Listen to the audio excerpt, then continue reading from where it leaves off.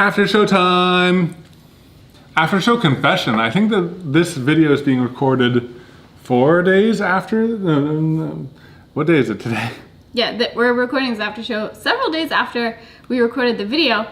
I think because because we had to start filming the door. Oh yeah, because we had to start filming the door, but also because we normally do after shows for project videos, because almost all of our videos are project videos, and so it's kind of natural to go right into it and start talking about behind the scenes stuff for the project. But the behind the scenes for this one's kind of different, you know? Well, we can give them an insight into how the process worked. I think the interesting thing is, for this, all our videos start with research to one degree or another. And usually for the projects, we're researching materials or how people have done it in the past or how we're going to do it or what our unique approach is going to be. In this one, the research was, actually, we didn't do too much research because it was just like knowledge we had in our heads. It was more like organizing thoughts. So it was just more prep work. Yeah. So we took all of our thoughts, we sat down, we wrote it all out, we wrote the outline. And then once we had it all crafted, we shot it. But I think, interestingly, we knew that this video had been coming up for a long time. So both of us had been prepping in our heads all of these thoughts. And then we just sat down and just spilled them all on paper and then rearranged it all until it kind of flowed into a good story.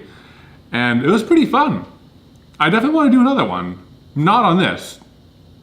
And we could do another one on this, but I think that it's kind of fun doing educational videos. It feels like we're helping and contributing in a fun way. Yeah. I did like it. It was an interesting change of pace. It was kind of hard for me because editing it, I'm like, it's not snappy enough. You know, it's normally like we have a little bit of talking and then we go into a montage, and we have a little bit of talking, then we go into a montage, and it's kind of balanced. And so I was like, yeah, how do I make it interesting? You know, not that it's not interesting, but how do I make it, because it's all like, if it's a subject you're interested in. It's all dense information. Yeah, it's all dense information, but how do I like break it up to keep people's attention? So it's like hunting through product footage, hunting through old videos to find clips, shooting new clips for this video. I think that when you're doing interesting, fun, science-based education, it's a lot easier because also you can demonstrate, and it's things that almost everyone is interested in. This is like business-based education. This is like business-based education. So, I don't know where I was going with that. I mean, we could have, if we'd had the time or like the contacts, we could have, you know, we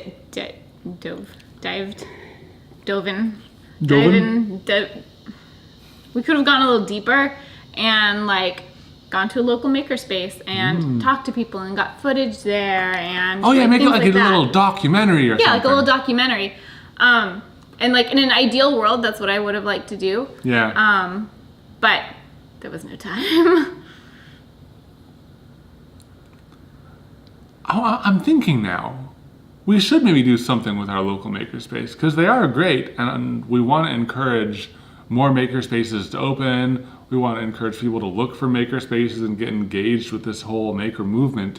I'm not sure how we can make a video about it, but maybe... I mean, this one would have been a good one. It would have been a great one. But I think there's a lot of instances where that comes up, you know, like I feel like there's been many times where we said, oh, and if you don't have a CNC or if you don't have a 3D printer or you don't have this, check your local makerspace.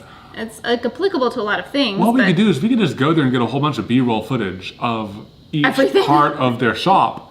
And then we can use that whenever we need B-roll of a makerspace. I mean, there's not often that we need B-roll just like randomly of a makerspace. I think if we're going to do it, there should maybe be like a slightly more targeted approach, like with the story in mind. With the story in mind. Ooh, we do have a story in mind though. We do? Bug Cup. Oh. Yeah, we have some other things to do first on that. But I really like... Bug Cup is a product that Evan designed that we've had a provisional patent on for... I think that might have expired. We might need to file another one. This has been so long. But I'm so excited about Bug Cup, guys. I cannot wait to tell you about it, but I legally can't. In this case, I'm being honest, because it would void our claim to the patent. Have we said too much already? No. We can talk about the bug cup generally. Okay. We should move on. You know nothing. So John's no. I think there might be a couple tips that we talked about that didn't make it into the final video. One, I think, did make it into the Patreon cut, but I don't think it made it into the final, and that was how, like, another use for small-scale manufacturing is, like, if you need something that's made in a material that you can't make, like metal or something like that. You can prototype it with 3D printing or wood or something else, and then once you have everything functioning, then you can make it out of metal. I thought we included that. I don't know. I cut it. I'm sorry. It's okay. Not that it's not a good tip. It just like didn't fit with the flow of anything because we had it like in outsourcing, but it wasn't really outsourcing. You know? There's a lot that we could honestly talk about. I'm not sure if we want to like beat this topic into the ground before we tackle other things. I think we'll probably move on to other things. I think we'll probably move on to other things. I think it's been a general guiding principle for us to set the expectation that we are going to continually move along, push ourselves in new directions, try tackling new things, because it's what we like. It's what we like to do, and it makes making videos a little bit harder because we're always learning how to make videos about the new thing, and each video is a little bit different. But we don't want to focus too much on one subject because then we become that channel. I think for a while we almost became the CNC channel, and I think it's because every time we would do a collaboration, the stuff that we could help out with that we might have had more experience in, and by we I mean you, was like CNC or 3D printing. So, so I think we kind of, I don't know. A couple people were like, "Oh, you guys do CNC stuff, right?" And we're like, "Well, and other things." And other things. And then we're like, "We need to do more other stuff," because we want to like have a very wide range of topics and not be like the blank channel. Well, also we want to be kind of at the top of the maker funnel. I think that we want to get people interested in a whole bunch of things. So like for welding, when we eventually do welding, we might be at the top of the like welding spiral of complexity. We will maybe get people excited to weld, and then they will go look up Weldmonger or JD or other people with more intense instruction on welding, and then you can kind of go down this rabbit hole of welding.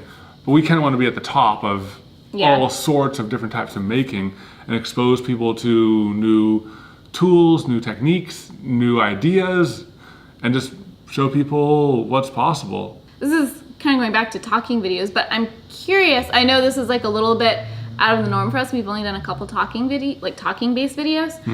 But I am curious if there's any other topics. I was just going to say the same thing. Yeah. I was like, well, I have the thing. No, I have this thing. It was the same thing. It was the same thing. My gosh. That's funny. Like, they're just like linked out.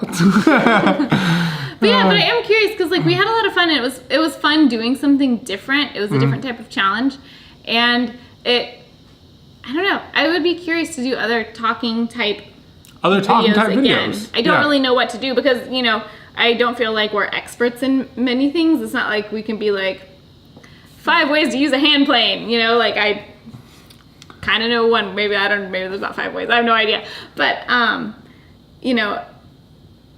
I don't know. I think it would be interesting to do. So I'm curious about like what you guys are curious about. Eventually, I want to do a video on how to make YouTube videos. That would be cool. That would be cool. I feel like it's kind of meta. Our particular approach. It is a little bit meta, but I think it's something that a lot of people have interest in. Yeah. So like the talk that we gave, we could kind of condense that 60-minute talk into a few... The how to start a YouTube channel? How to start a YouTube channel talk. Yeah. Yeah. We could maybe condense that 60-minute talk into 15 minutes and make it more interesting. I think it'd be pretty cool. We could do that. We could do that. Would you guys want that? Yeah, but let us know what topics you'd like us to try to tackle in a more talking-like video, because we want to do more educational content or instructional or inspirational. I don't know. I think for me it's not necessarily like that it's educational versus not educational. Talking to the camera, yeah. I think I just like the change of pace. Yeah, I don't know. Or it doesn't even have to be... Yeah, so I like the educational, but Caitlin's right. It's nice to have a talking video.